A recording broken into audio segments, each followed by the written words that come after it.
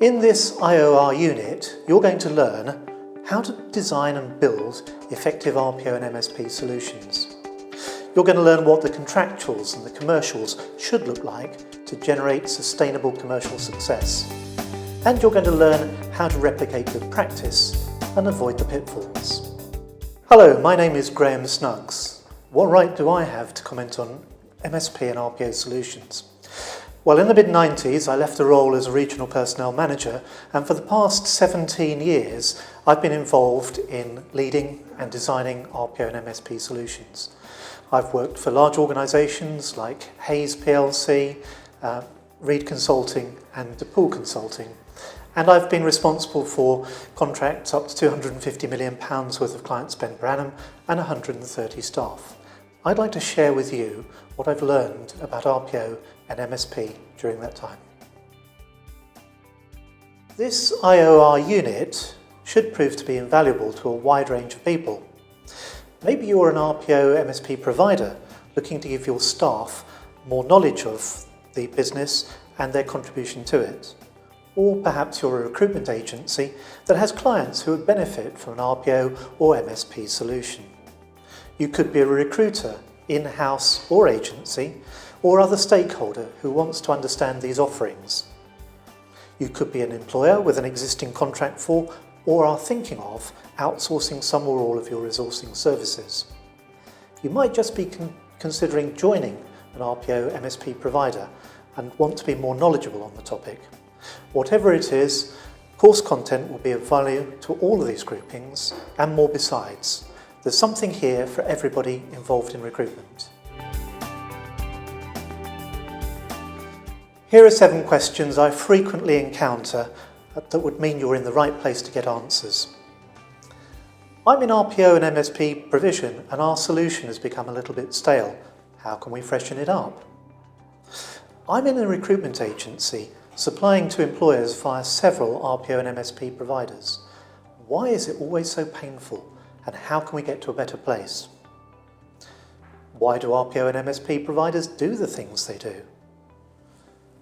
I'm an employer considering outsourcing some or all of my recruitment services. What do I need to know and what should I be looking for? In a world where recruitment margins are falling, costs are rising and everybody's looking for added value, how can we create something that actually is commercially sustainable and brings value to all stakeholders? If I wanted to move to an RPO or MSP provider, what would be different for my existing recruitment role? And how could I give myself the best chance of hitting the ground running? We're experiencing pressure from our clients to manage chunks of their recruitment. We'd like to do this, but we'd like to make it a success experience. If you've found any of these questions or anything similar on your lips and have never got a satisfactory answer, you're in the right place. What are the key areas we'll cover during this unit? Firstly, like all areas of specialism, RPO and MSP has its own language, terms and jargon. We'll turn these into plain English for you and we'll explain what they mean. We'll also look at why people outsource and what's in it for them. There are many such parties, or stakeholders as we call them, in RPO and MSP contracts. And we'll consider what's important for all of them and how we keep an eye on things and how they're working. We use a case study to examine what can be achieved. One of the factors shaping how stakeholders work together are the primary and supplementary contracts that define the deal in commercial and contractual terms. These can have unintended consequences. Who decides what goes into them? Does anybody care about the impacts on others? They certainly should do. If you're going to deliver an outsourced service, or from the other side of the fence, you're going to manage one, it pays to get clarity on the aims of all stakeholders and get the basic solution design right. This means being aware of the needs and wants and constraints of all the key players. It's important, so we give this a high priority. We get to peek inside a deal that went wrong, and much can be learned from this. Standards for the good, the bad, and the heavenly of service delivery are worth debating, so we do. What makes commercial sense for all parties? How might we challenge all to raise the bar? Defining a gold standard would be a useful contribution, so we lay out what this entails. What's in it for you? This is not just RPO MSP 101. We range far more deeply and widely than that. So the things you'll get out of this are: 1.